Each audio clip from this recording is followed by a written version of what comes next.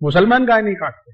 ये बहुत बड़ा भ्रम है जो हम हिंदुस्तानियों के बीच में फैलाया अंग्रेजों ने, और ये भ्रम फैलाया था अंग्रेजों की रानी ने, जिसको हम दुर्भाग्य से विक्टोरिया कहते रहे हैं।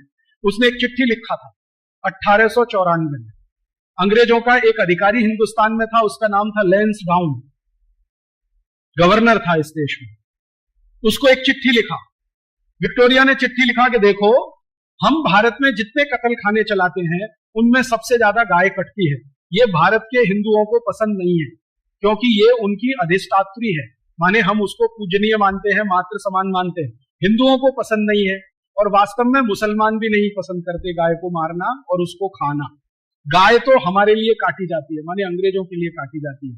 अब भारत में हिंदू और मुसलमान कभी एक हो गए और गाय बचाने में लग गए तो हमारी सरकार नहीं चलेगी भारत में। इसलिए तुम एक काम करो कि जितने कत्ल खाने चल रहे हैं गाय काटने के लिए, उनमें मुसलमानों की भर्ती कर दो, और हिंदुओं को बताओ कि गाय देखो मुसलमान काट रहे। तो हिंदुओं की भर्ती नहीं, मुसलमानों की भर्ती कर दो। हिंदुओं को बताओ कि गाय मुसलमान काट रहे हैं, कट हमारे लिए रही है, काट रहे हैं मुसलमान, खाते नहीं है, हम खा रहे हैं, काट रहे हैं ये। हिंदुओं को जब ये पता चल जाएगा, ये दोनों एक दूसरे को लड़ मारेंगे, और ये लड़ने लगेंगे तो हमारी गद्दी सुरक्षित रहेगी और हम भारत पर 1000 वर्ष तक राज करेंगे। ये विक्टोरिया की चिट्ठी है, लैंसडाउन को 1894 में लिखी गई। इस चिट्ठी से पढ़कर मेरे समझ में आ गया कि पॉलिटिक्स क्या है इस देश में। पॉलिटिक्स ये है कि गाय कटे अंग्रेजों के लिए और लड़ते रहे हिंदू मुसलमान। हम एक दूसरे को गाली देते रहे, एक दूसरे की टांग खिंचाई करते रहे और अंग्रेज मजा करते रहे। इस तरह से अंग्रेजों ने वो एक जो पॉलिसी है ना, बांटो और राज करो, डिवाइड एंड रूल, वो ये है। तो इस डिवाइड एंड रूल में हमको फंसाया, गाय को कटवाया, और एक दो नहीं करोड़ों गाय को कटवाया इस देश में। एक कत्ल खाना जो कलकत्ता से शुरू हुआ, धीरे धीरे भारत के हर कैंट एरिया में फैल गया। 350 कैंट एरिया अंग्रेजों ने स्थापित किए, 350 कत्ल खाने बनाए। गांधी जी इन्हीं की खिलाफत करते अंग्रेजों के जमाने में। गांधी जी को बार बार लगता था कि ये कत्ल खाने बंद होने चाहिए। और गांधी जी के पहले एक और बहुत महान व्यक्ति हुए इस देश में, जिनको बहुत पीड़ा होती थी इन कत्ल खानों के चलने से। उनका नाम था स्वामी दयानंद सरस्वती, जिन्होंने आर्य समाज की स्थापना की। उन्होंने तो अपने जीते जी एक फौज तैयार कर दिया गोरक्षा के लिए। स्वामी दयानंद सरस्वती ने एक संगठन बना दिया जिसका नाम आर्य समाज, आज तक जीवित है। 125 वर्ष पुराना संगठन है, कांग्रेस से भी पुराना संगठन। कांग्रेस जो राजनीतिक दल है ना, उससे पहले का ये आर्य समाज है। इसका एक ही काम था, गोरक्षा करना। और इस आर्य समाजी संगठन ने पूरे देश के नौजवानों को ऐसा चार्ज कर दिया था कि भारत के 7,32,000 गांवों में हर जगह गोरक्षा समिति बन गई। 1870 से यह शुरू हुआ और 1894 में आकर यह आंदोलन अपने सबसे उच्चतम शिखर पर था। और 94 में जब यह आंदोलन उच्चतम शिखर पर था, तो भारत के हिंदू, मुसलमान, सिख, ईसाई, जैन, पारसी, बौद्ध सब मिलकर गोरक्षा में लगे हुए। और अंग्रेजों के सामने एक प्रश्न खड़ा कर दिया था कि एक भी गाय कटेगी तो अंग्रेजों की खैर नहीं। तो अंग्रेज घबरा गए थे। इसी घबराहट में रानी ने चिट्ठी लिखी थी 1894 में कि अगर इस आंदोलन को तोड़ना है, हिंदू मुसलमानों को लड़ाना है, तो तुम ये काम करो कि सारे कत्ल खानों में मुसलमानों की भर्ती करो और हिंदुओं को बताओ कि गाय ये काटे। और जब ये खबर अंग्रेजों ने फैलाई, उसके बाद इस देश में हिंदू मुसलमानों के दंगे शुरू हो गए।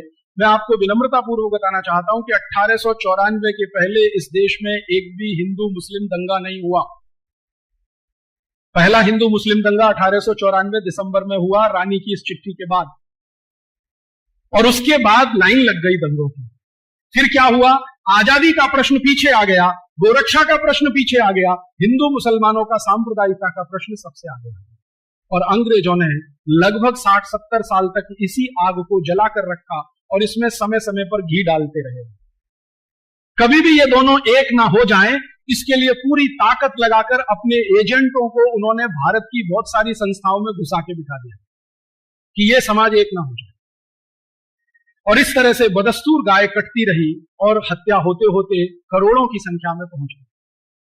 जब अंग्रेज गए 15 अगस्त 1947 को, तो भारत के महात्मा गांधी जैसे कुछ क्रांतिवीर जो जीवित थे, उन्होंने ये प्रश्न उठाया कि हाँ, और कहा कि अब अंग्रेज गए हैं, जल्दी से गोहत्या बंद होनी चाहिए। तो वो गोहत्या बंद होने के लिए भारत की संसद में प्रस्ताव आया और उस प्रस्ताव को लाने वाले एक बहुत अच्छे सांसद थे, उनका नाम था महावीर त्यागी। वो कई बार संसद सभ्य बने थे, माने खासदार बने थे। सोनीपत नाम का एक क्षेत्र है हरियाणा में, वहां से वो जीत कर आते थे और किसी राजकीय पक्ष के टिकट पर नहीं, अकेले जीत कर आते। महावीर त्यागी जी के बारे में कहा जाता है कि जब वो संसद में खड़े होकर भाषण दिया करते थे तो पंडित जवाहरलाल नेहरू सारे काम छोड़कर उनका भाषण सुना करते थे, क्योंकि वो सरकार की इतनी खिंचाई करते थे तो उसका जवाब कैसे देना है संसद में, ये नेहरू जी के लिए मुश्किल हो जाता। तो नेहरू जी सब काम छोड़कर महावीर त्यागी जी का भाषण सुनते। महावीर त्यागी जी ने सबसे पहले याद दिलाया कि देखो, अंग्रेज अब चले गए, हमारी सरकार आ गई, अब गो हत्या बंद करने के लिए कानून बनाओ। तो संसद में प्रस्ताव आया, उस पर बहस हुई। महावीर त्यागी जी ने एक बहुत बड़ा काम किया कि अंग्रेजों की ये जो राजनीति थी हिंदू मुसलमानों को बांटने की, गाय के प्रश्न पर, उसके सारे डॉक्यूमेंट्स पार्लियामेंट में उन्होंने डिस्ट्रीब्यूट की कि देखो असलियत ये है, कोई मुसलमान गाय का मांस ज्यादा नहीं खाता और कोई मुसलमान गाय को कटवाना भी पसंद नहीं करता। ये तो अंग्रेजों की चाल है हमको आपस में लड़ाने की और बर्बाद करने की। तो ये चाल को समझकर मुस्लिम खासदारों ने भी समर्थन किया कि हाँ, गोरक्षा होनी चाहिए। विधेयक आने का समय आया। विधेयक के समय पर आप जानते हैं संसद का नियम ये है कि बहस जब पूरी हो जाती है तो वोट लिया जाता है, कौन किसके समर्थन में है। तो इस पर वोट का समय आया। वोट के समय में एक दिन पहले यह तय हो गया था कि भारत की संसद के मैक्सिमम एमपीज, सबसे ज्यादा खासदार गोरक्षा के समर्थन में है और मुश्किल से कुछ एमपीज जिनकी संख्या 10 भी नहीं थी वो गोरक्षा के विरोध में है। तो 10 एक तरफ हैं, बाकी एक तरफ है, तो इसका माने प्रस्ताव पारित होना है। अगले दिन जिस दिन ये वोट के लिए आया तो पंडित नेहरू ने कहा कि मुझे कुछ कहना वोट से पहले। क्या कहना है जी? पूरे संसद की निगाह है नेहरू जी की तरफ। नेहरू जी ने कहा कि अगर गोरक्षा का प्रस्ताव पारित हुआ तो मैं इस्तीफा दे दूंगा। यह बात मुझे इसलिए कहनी पड़ी कि मेरे दोस्त संदीप ने नेहरू जी का कोट किया। कई बार हमें धोखा हो जाता है, चेहरा कुछ होता है, असलियत कुछ होती है। हमारे देश में अभी थोड़े दिन पहले से एक बहुत बड़ा मामला आया है सामने, बहुत गंभीर मामला है। वो अगर राजनीतिक लोग उसको थोड़ा बाजू में रख दें तो भी देश के लिए बहुत गंभीर मामला है। गंभीर मामला यह है कि रूस की खुफिया एजेंसी केजीबी के एक बहुत बड़े ऑफिसर ने एक दस्तावेज आधारित किताब लिखी जिसमें उसने नाम लेके कोट किया है कि भारत के कौन कौन प्रधानमंत्री, कौन कौन मंत्री रूस से पैसा लेते रहे और रूस के समर्थन में इस देश में कानून बनाते रहे। उस किताब में मित्रोखिन नाम का वो ऑफिसर है, उसने लिखा है कि भारत में प्रधानमंत्रियों का मुखौटा कुछ होता है, कार्य कुछ होता है। ये बात आपको समझ में आए इसलिए मैंने सुना कि नेहरू जी आजादी के पहले भाषण दे रहे हैं कि कत्ल खानों के सामने से गुजरता हूं तो मुझे घिन आती है, 1 मिनट में खड़ा नहीं रह सकता, चील कौवे मंडराते हैं, मेरी आत्मा मुझे कचोटती है। प्रधानमंत्री बनने के बाद जब गोरक्षा का प्रस्ताव आता है तो वही नेहरू जी कहते हैं कि प्रस्ताव पारित हुआ तो मैं इस्तीफा दे दूंगा। क्यों? कारण क्या है? इस पे खोज होनी चाहिए कि आजादी के पहले एक कहा और आजादी मिलते प्रधानमंत्री बनते इस्तीफा देने लगे। अब उस जमाने में होता क्या था, नेहरू जी की धमकी के इस्तीफा दे दूंगा तो पूरी पार्लियामेंट हिल गई महावीर त्यागी को छोड़कर, क्योंकि उनके ऊपर इसका कोई असर नहीं था, क्योंकि वो कांग्रेस के टिकट पर कभी चुन के नहीं आते थे। तो जो कांग्रेस के टिकट पर चुन के आने वाले खासदार थे उनके लिए प्रश्न खड़ा हो गया, अब क्या होगा? नेहरू जी इस्तीफा दे देंगे, सरकार चली जाएगी, पता नहीं दोबारा जीत के आएंगे कि नहीं आएंगे, मंत्रिमंडल में स्थान मिलेगा कि नहीं मिलेगा। ये होता है ना, आज भी होती है ना तकलीफ। अभी थोड़े दिन पहले एनडीए सरकार चलती थी, श्री अटल बिहारी वाजपेयी ने कहा इस्तीफा दे दूंगा। देखा आपने कैसा तमाशा हुआ? एक दिन ऐसा हुआ, श्रीमती सोनिया गांधी ने कहा मैं प्रधानमंत्री नहीं बनूंगी। आपने देखा कैसा तमाशा हुआ दिल्ली में? ऐसे ऐसे खासदार, बंदूक, तमंचा, मैं अभी आत्महत्या कर लूंगा क्योंकि सोनिया गांधी हमारी वो प्रधानमंत्री नहीं बन रही है। थोड़े दिन के बाद क्या हुआ?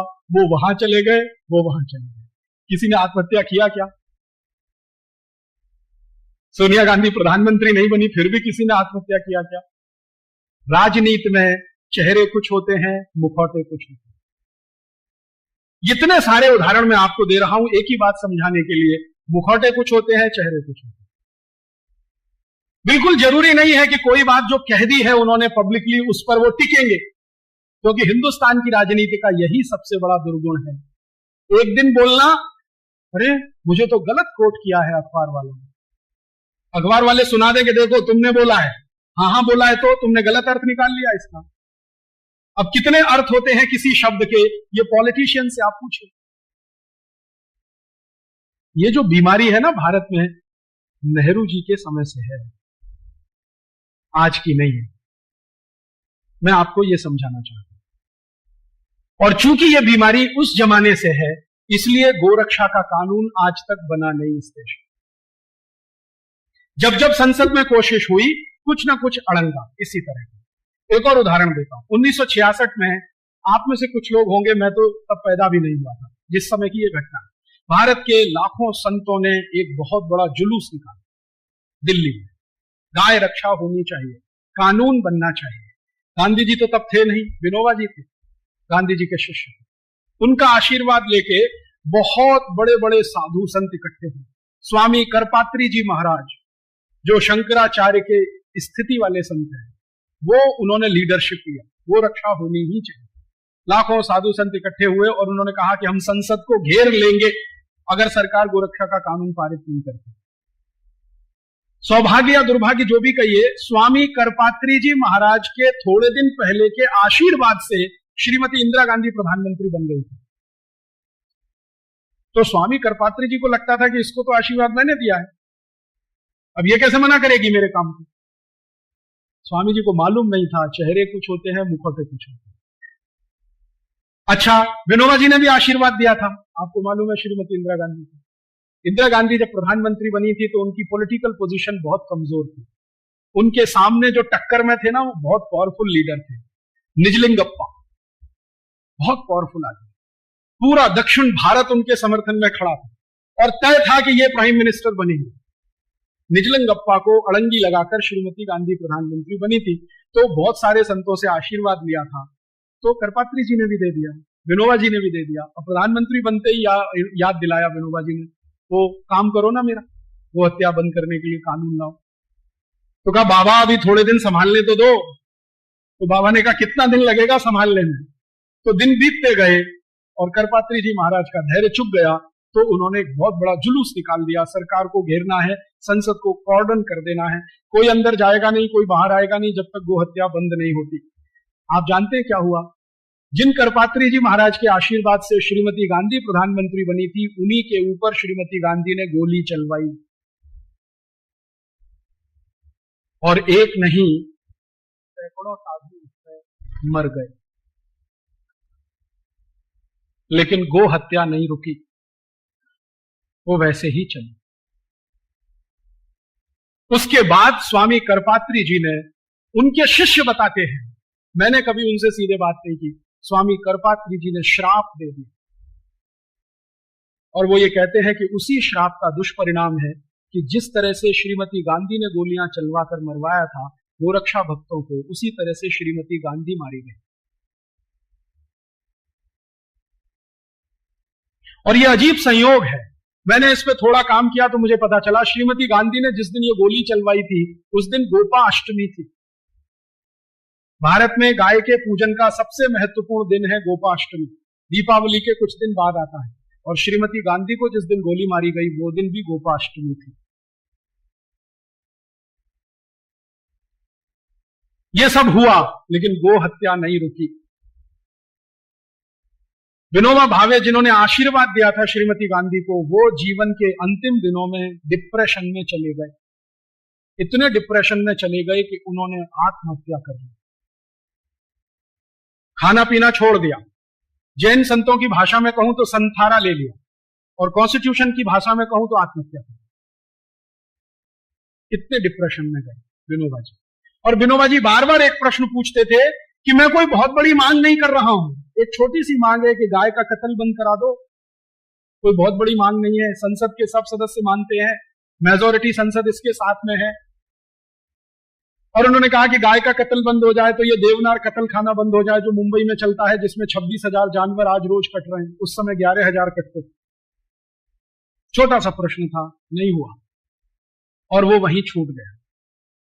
उसके बाद अभी थोड़े दिन पहले जब एनडीए सरकार आई तो बड़ी मुश्किल से एक बिल तैयार करके संसद में पेश किया गया कि गाय की हत्या तुरंत रुकनी चाहिए, कानून तुरंत बनना चाहिए। सवेरे बिल पेश किया गया, शाम को वापस ले लिया। श्रीमान अटल बिहारी वाजपेयी की सरकार ने सवेरे विधेयक पेश किया सरकार की तरफ से, शाम को वापस ले लिया, ये कहते हुए कि इस पर बाद में बहस हो। मैं आपको ये सुनाकर क्या कहना चाहता हूं, हिंदुस्तान में गाय का कत्ल बंद हो जाए ये हमारी सद इच्छा है, लेकिन गाय का कत्ल चलता रहे उसके लिए कोई बहुत बड़ा षड्यंत्र तो समझना जरूरी है।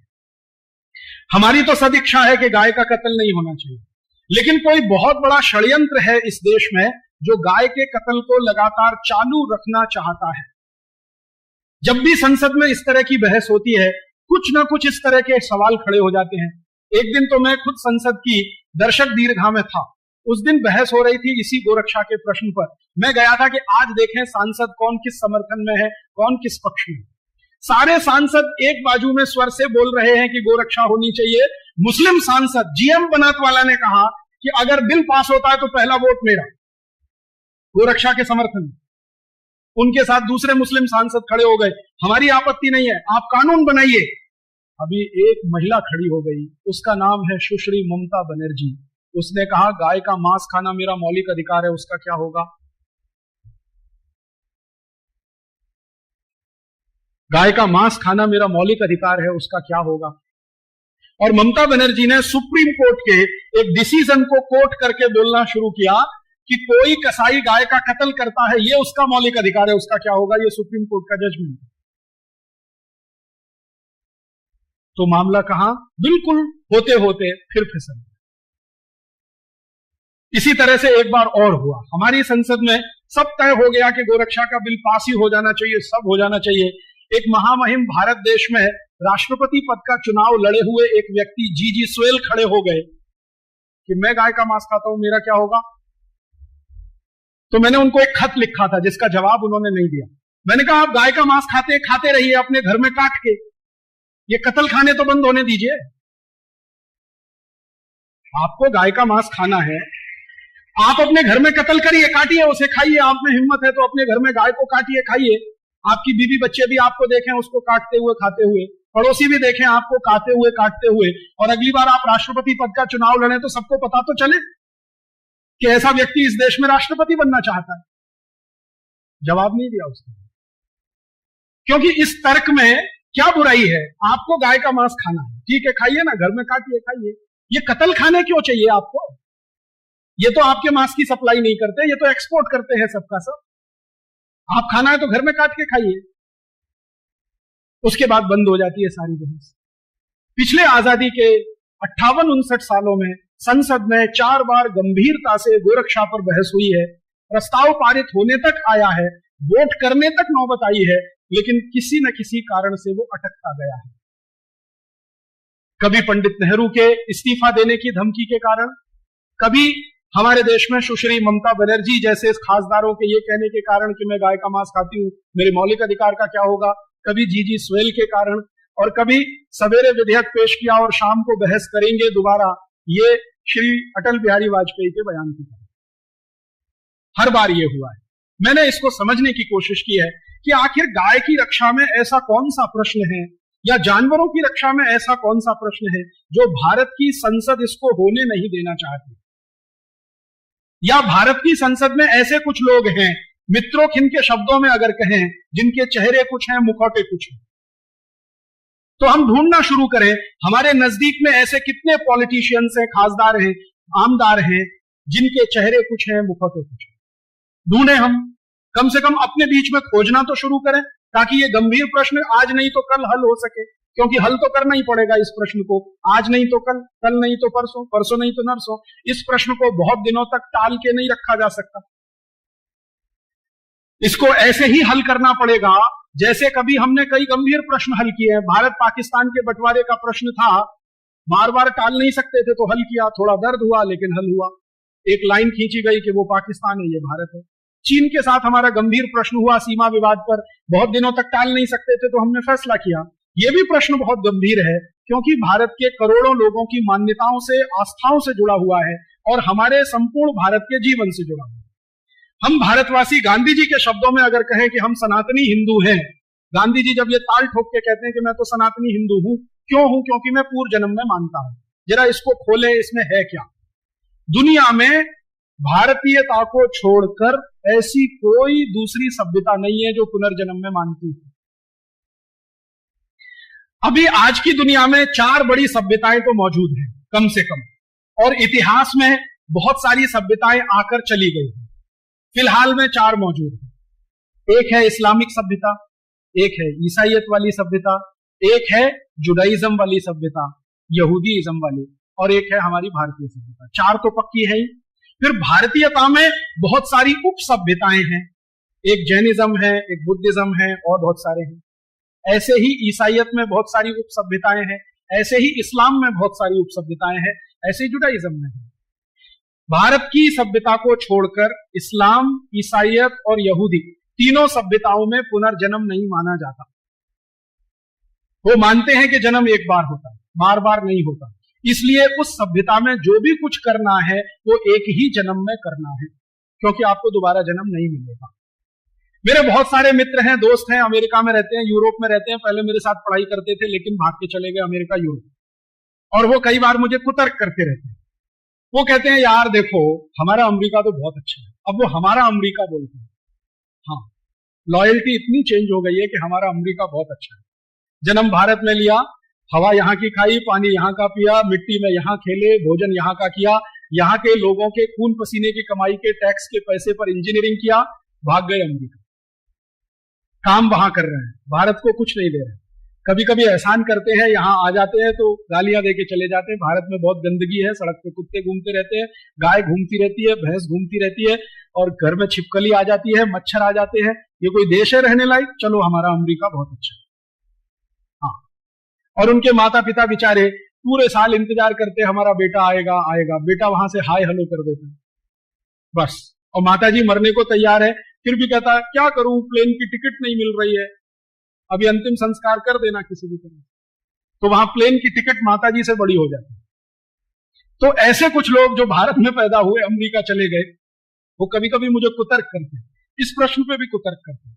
जब मैं उनसे कहता हूं कि देखो भैया, ये अमेरिका की जो सभ्यता है वो ईसाईयत से संचालित है, यूरोप की सभ्यता वो भी इसी से संचालित है, थोड़ा बहुत इलाके में जुडाइज्म है, और इस्लाम की तो अपनी सभ्यता है ही, इनमें से किसी में भी पुनर्जन्म नहीं है। तो वो मुझे तर्क पता है क्या देते हैं?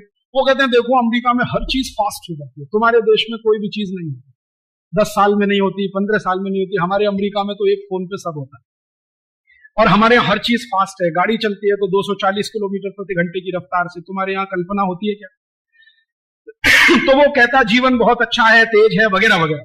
तब मैं उनको धीमे से कहता हूं तुम्हें मालूम है वहां का जीवन क्यों तेज है? क्योंकि वहां पुनर्जन्म नहीं होता।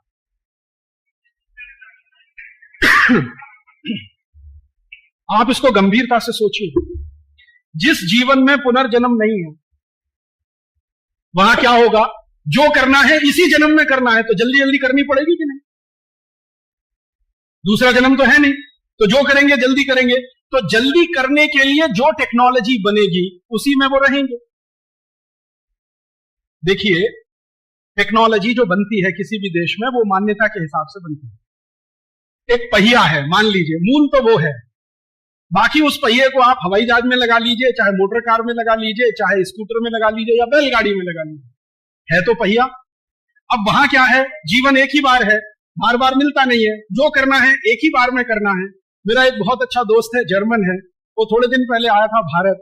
दिल्ली में हम लोग बैठे बात कर रहे थे तो बड़ी चिंता करने लगा, यार भारत देश ने न्यूक्लियर बॉम्ब बना लिया। तो मैंने कहा तुमको क्या परेशानी, बना लिया तुमको क्या परेशानी? अरे यार पाकिस्तान ने भी बना लिया। मैंने कहा क्या तुम्हारी प्रॉब्लम क्या है? जर्मनी ने भी तो बना लिया है, फ्रांस ने भी तो बना रखा है, ब्रिटेन ने भी तो बना रखा है। उसने कहा प्रॉब्लम यही है कि इनमें से किसी ने भी अगर गिरा दिया तो मैं तो मरने वाला हूं। तो मैंने कहा सो व्हाट, मरने वाले हो तो फिर पैदा हो जाना। उसने कहा मैं नहीं मानता ना पुनर्जन्म होता है, तुम मानते हो इसलिए तुम तो दोबारा पैदा हो जाओगे, मैं तो नहीं आने वाला, मुझे तो ये दुनिया देखने को फिर कभी नहीं मिलने वाली। इसलिए मेरी चिंता है ये एटम बम। ये जो जल्दबाजी के लोग होते हैं ना, उनकी सबसे बड़ी चिंता है कि ये होना चाहिए वो होना चाहिए, क्योंकि शांति से उन्हें इसी जन्म में सब कुछ भोगना है, सारा भोग इसी जीवन में करना है। चाहे एड्स हो जाए, चाहे डायबिटीज हो जाए, चाहे कुछ हो जाए, भोग नहीं छोड़ना है क्योंकि अगला जन्म नहीं है। ये तो है यूरोप और अमेरिका। अब भारत में देखो, एक बार मैं एक गांव में गया, ये सच्ची घटना सुनाता हूं आपको।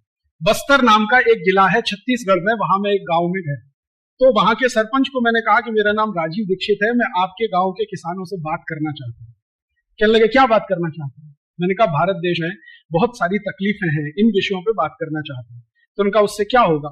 तो मैंने कहा अगर आपको ये समझ में आया तो तकलीफें दूर करने के लिए आप प्रयास करेंगे, मैं भी प्रयास करूंगा। तो उसने कहा तकलीफें दूर होने से क्या होगा?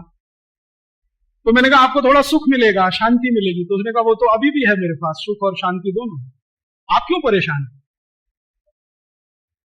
मैं तो अभी भी सुख और शांति से ही हूं। परेशान तो आप हैं जो 1000 किलोमीटर यहां चल के आ गए मेरे गांव में। मुझे तो कोई परेशानी नहीं। ये है भारतीयता। फिर मैंने पूछा आप सच में सुख और शांति में? उसने कहा हाँ। मैंने पूछा ये जो इतनी समस्याएं हैं, गरीबी, बेरोजगारी, भूखमरी, इनका क्या? तो उसने कहा अगले जन्म में हल करूंगा। जरूरी है कि सब इसी जन्म में करूं? मेरी एक आजी थी, वो अभी स्वर्गवासी हो गई, वो मुझे रोज यही कहती तू इतना भाग भाग क्यों करता है, आज इस गांव में कल उस गांव में। तो मैंने कहा जल्दी भारत की समस्या हल होनी चाहिए। तो उसने कहा इसी जन्म में, अगले जन्म में हो जाएगी, क्यों चिंता करता है? ये जो ब्रेन है ना, ये जो माइंड सेट है, ये पुनर्जन्म में से निकलता है। माने पुनर्जन्म में रहने वाले लोग और मानने वाले लोगों को किसी चीज की जल्दी नहीं है, इसलिए गो हत्या भी अगले जन्म में रुक जाएगी, यही सोचकर हमारे खासदार वहां बैठे। उनको जल्दी नहीं है, अगले जन्म में हो जाए, क्या फर्क पड़ता है? ये तो हमारे मन की स्थिति तो ये है। तो जहां सभ्यता का प्रश्न आता है ना, वहां पर सवाल इस तरह से होते हैं शुरू। तो भारत की सभ्यता दूसरे देशों की सभ्यता से एक मामले में जो अलग है, वो मूल ये है कि हम पुनर्जन्म मानते हैं, वो नहीं मानते। अब जरा कल्पना करिए कि जैसे ही आप पुनर्जन्म मानना शुरू करते हैं तो आपकी दुनिया बिल्कुल बदल जाती है। क्या होती है? पुनर्जन्म क्या होता है, कब होता है, कैसे होता है, आत्मा कहां प्रवेश करती है, शरीर कैसे होता है, ये सारी थ्योरीज आपके सामने खुलती है। तो उन थ्योरीज को सपोर्ट करने के लिए हमारे पास अपने लॉजिक हैं। उनमें से एक लॉजिक है कि देखो भाई, पुनर्जन्म होता है, कर्म के हिसाब से जन्म मिलता है। तो हमने कर्म की थ्योरी को उसमें लगा दिया, जिसको सभी मानते हैं इस देश में, चाहे वो जैन हो या सनातनी हिंदू हो, कर्म के सिद्धांत को सब मानते हैं। कर्म अच्छा करोगे तो अगला जन्म अच्छा मिलेगा, खराब किया तो खराब मिलेगा। अब अच्छा और खराब क्या? अच्छा कर्म किया तो हो सकता है मनुष्य जन्म मिले, खराब कर्म किया तो चींटी बन गए, मक्खी बन गए, मच्छर बन गए, छिपकली बन गए, सांप बन गए, मेढक बन गए।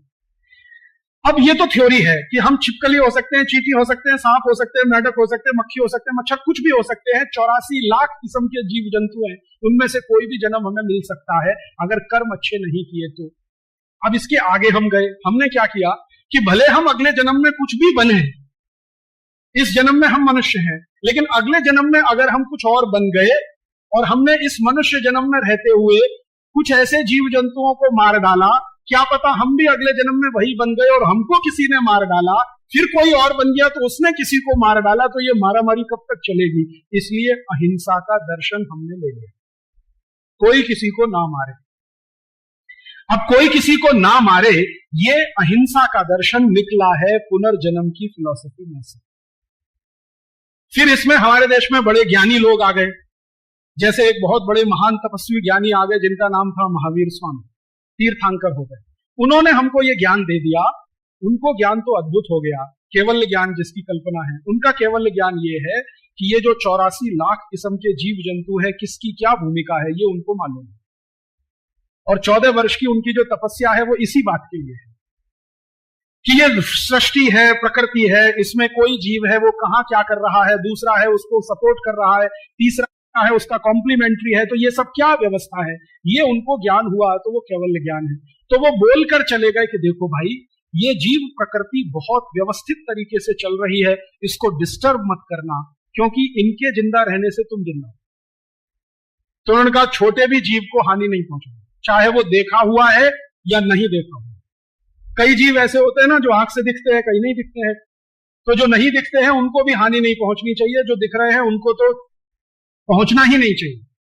और फिर उन्होंने जीवों की श्रेणियां बना दिया, एक इंद्रिय जीव है, 2 इंद्रिय जीव है, 3 इंद्रिय जीव है, पंचेंद्रिय हम आते हैं, ऐसे ऐसे बना दिया। और उसके लिए उन्होंने पूरी फिलॉसफी बना दिया कि इसको मारोगे तो ये पाप है, इसको मारोगे तो ये पाप है, वगैरह वगैरह। निकला सब पुनर्जन्म में से। तो हम चूंकि पुनर्जन्म को मानते हैं, पुनर्जन्म में 84 लाख योनियां हैं, तरह तरह के जीव जंतु हैं, हमारा जन्म किसी भी योनि में हो जाए, हमको भी कोई ऐसे ही मारे जैसे हमने किसी को मारा, तो बैलेंस टूटेगा। तो इससे हम अहिंसा की तरफ बढ़ते चले गए और डीप और डीप और डीपर होते चले गए। अहिंसा का एक स्थूल स्वरूप और अहिंसा का एक सूक्ष्म स्वरूप दोनों इस देश में विकसित होता चला।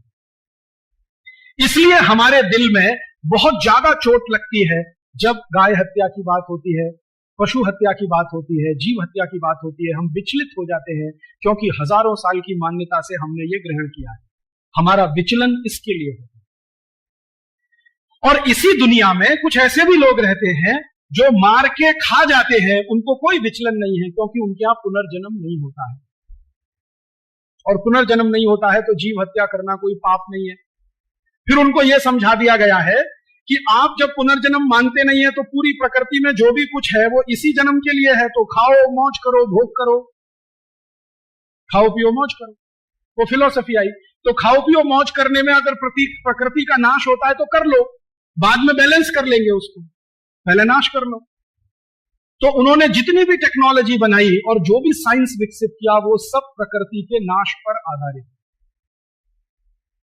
हमने जो कुछ बनाया साइंस और टेक्नोलॉजी में वो प्रकृति के सहयोग से और प्रकृति के संरक्षण पर आधारित है। हम जब पुनर्जन्म में गए तो फिलॉसफी कहां तक गई? फिलॉसफी गई ईशावास्यम इदम सर्वम यत्किंच जगत्याम जगत तेन त्यक्तेन भुंजीथा मा हृदय कस्य सिद्धम। जो कुछ भी इस चराचर जगत में है वो सिर्फ तुम्हारे लिए नहीं है, औरों के लिए भी, और तुम्हारा उस पर अधिकार उतना ही है जितना तुम्हारे लिए है। सब कुछ तुम्हारा नहीं है, आने वाली पीढ़ी के लिए है। इसलिए त्याग पूर्वक भोग करो और पड़ोसी के लालच में मत फंसो। मां हृदय कस्य सिद्धम, तो हमने बना दिया उसको। और यही फिलॉसफी अलग अलग शब्दों में, अलग अलग मुहावरों में, अनेक अनेक संप्रदायों में आई। मूल वो ये है। इसलिए हमको दिल में चोट होती है और गांधी जी को भी चोट होती है कि गाय का कत्ल क्यों हो रहा है, क्योंकि मैं कभी गाय बन गया तो मेरा भी होगा। भैंस का कत्ल क्यों हो रहा है, क्योंकि मैं कभी भैंस बन गया तो मेरा भी होगा। और जब आप इस फिलॉसफी में आगे जाते हैं तो टेक्नोलॉजी कैसी होगी? टेक्नोलॉजी आप वही लाएंगे जो इसको संरक्षित रखे। जो भी इसको डिस्टर्ब करे ऐसी कोई टेक्नोलॉजी आपके काम की नहीं होगी। तो हमने टेक्नोलॉजी कैसी बनाई? बैलगाड़ी का पहिया बनाया, हवाई जहाज का नहीं, क्योंकि बैलगाड़ी का पहिया धीरे धीरे धीरे धीरे रोटेट करता है और धीरे चलने वाली चीज जमीन पर प्रेशर कम डालती है, उससे जीवों की हत्या कम होती है। इसलिए बैलगाड़ी का पहिया बनाया, इसलिए नहीं कि हम पिछड़े हुए हैं। पहिया हमने जब बना लिया तो हवाई जहाज का भी बना सकते थे, पहिया पहिया होता है, लेकिन हमने समझबूझकर बैलगाड़ी को चुना है क्योंकि इसमें न्यूनतम जीव हत्या होती है। हम किसी से पिछड़े हुए नहीं है, बहुत सोच समझकर हमने बैलगाड़ी को ऑप्शन में लिया है। दूसरी तरफ यूरोप वाले हैं, अमेरिका वाले हैं, उनकी समझ यही है कि जो करना है इस जीवन में करना है, बाद में जीवन नहीं है तो हर चीज तेज करनी है, तो स्पीड के साथ करनी है, हवाई जहाज का पहिया बनानी है। अब हम कहां फंस गए हैं? उन्होंने जी हवाई जहाज का पहिया बना लिया इसलिए वो फॉरवर्ड है, हमने बैलगाड़ी का पहिया बना लिया, हम बैकवर्ड है। ये सबसे बड़ा हमारे मन में बैठा हुआ दुष्चक्र है। दुनिया में कोई फॉरवर्ड बैकवर्ड नहीं होता है, अपनी अपनी मान्यताओं के हिसाब से चीजें तय होती हैं। हम जब ये कहते हैं ना अमेरिका वाले फॉरवर्ड हैं, हम बैकवर्ड हैं, तो हम कभी भूल जाते हैं। अभी थोड़े दिन पहले अमेरिका में एक दुर्घटना हुई, उनके यहां भी सुनामी आ गया, कैटरीना उसका नाम, और थोड़े दिन पहले आया रीटा। दो पानी के बड़े जलजले आए उनके यहां। कैटरीना ने अमेरिका के 3 राज्यों का सफाया कर दिया, वो आपने सबने सुना है। 3 राज्यों का सफाया हुआ, लाखों लोग बर्बाद हुए, घर टूट गए, सब कुछ होगा, सड़क पे आ गए। फिर आपने ये भी सुना होगा 5 दिन तक सरकार ने कुछ नहीं किया, लेकिन हम उसकी चर्चा नहीं करते। हमारे यहां हो जाए तो उस पर गाना गाने लगे। अमेरिका की सरकार ने 5 दिन तक लाखों लोगों की खबर सुध क्यों नहीं लिया? क्योंकि वो ब्लैक्स थे, काले लोग हैं। जिन राज्यों में ये कैटरीना आया वहां की मेजॉरिटी पॉपुलेशन ब्लैक है, तो जॉर्ज बुश को उनकी कोई चिंता नहीं है। क्यों? प्रश्न ही नहीं है पुनर्जन्म का, चिंता क्यों होनी चाहिए? जिनके यहां पुनर्जन्म का प्रश्न होगा ना, उनको चिंता होगी कि अगली बार ब्लैक होकर पैदा हो गए तो हमारे साथ भी कोई ये करेगा। जॉर्ज बुश को चिंता ही नहीं है कि अगले साल ब्लैक भी हो सकते, वो कहता है ये आखिरी जीवन है, जो करना है इसी में करना है, उसको चिंता नहीं है। सारी दुनिया के अखबारों में लेख लिखे गए और कहा गया कि अमेरिका अपने को बहुत बड़ा 30 मार्का कहता है और जनहित का रक्षक कहता है, लेकिन अपनी जनता के साथ अमेरिका का राष्ट्रपति क्या कर रहा है? 5 दिन तक ना पुलिस भेजी, ना सेना भेजी, ना कुछ भेजा, ना सामान भेजा, लोग बेचारे ठिठुरते रहे, सड़क पे मरते रहे। और जानते हैं आगे क्या हुआ? आगे ये हुआ कि जिन लोगों को भूकंप ने या तूफान ने प्रभावित किया है, उन सब लोगों ने एक दूसरों को जमकर लूटा, एक दूसरे की माताओं बेटियों के साथ जमकर बलात्कार किए, एक दूसरे की जेबें काटी, एक दूसरे के घरों में घुस के सामान लेके आ गए। भयंकर लूटमार अमेरिका में चलती रही 7 दिन तक। फिर जॉर्ज बुश को समझ में आया कि लॉ एंड ऑर्डर की प्रॉब्लम है, तब उसने आर्मी भेजी वहां, लेकिन आर्मी भी उसको कंट्रोल करने में 3 दिन और लग गया। माने 10 दिन तक अमेरिका में जमकर तांडव हुआ और जलजले से प्रभावित लोगों ने एक दूसरों को मारा, एक दूसरे को लूटा, एक दूसरे के साथ बलात्कार किए, घरों में आग लगाई, सब कुछ हुआ। ये है सभ्यता। अभी भारत की बात करता हूं। भारत में भी सुनामी आया था और हमारे भी 3 राज्य उससे बुरी तरह से प्रभावित हुए थे। और सुनामी के बाद हमारे मुंबई में तो पूर आ गया, बाढ़ आ गई, और मुंबई के आजू बाजू के करीब 400 साढ़े 400 गांव बुरी तरह से प्रभावित हुए थे। इन दोनों ही दुर्घटनाओं में मैंने काम किया था सेवा के रूप में, और हर जगह मैंने देखा कि भारत में जहां ये भयंकर आपत्ति आई है, वहां एक भी भारतवासी ने दूसरे को नहीं लूटा। किसी भी भारतवासी ने किसी की बहन के साथ बलात्कार नहीं किया, किसी भी भारतवासी ने किसी मां के साथ बदतमीजी नहीं की, सबने एक दूसरे को मदद किया। ये है सभ्यता। क्यों? पुनर्जन्म होता है। हाँ, सारे देश वाले इकट्ठे होके पहुंच गए कि भाई इनकी मदद करो, मदद करो। आप में से भी कुछ गए होंगे। क्यों? क्या मालूम अगले जन्म में हमारे साथ ऐसा हो जाए। ये जो पुनर्जन्म है ना, ये बहुत कुछ कराता है। अगर हम पुनर्जन्म से नहीं बंधे हों तो हम भी वैसा ही व्यवहार करेंगे जैसे अमेरिका में। तो पुनर्जन्म की ये फिलॉसफी है जिसने हमको बांधा है एक सांचे में। हम वैसे ही रिएक्ट करते हैं जैसी हमारी फिलॉसफी है, और साइंस और टेक्नोलॉजी को वैसे ही आगे बढ़ाते हैं जैसी हमारी फिलॉसफी है।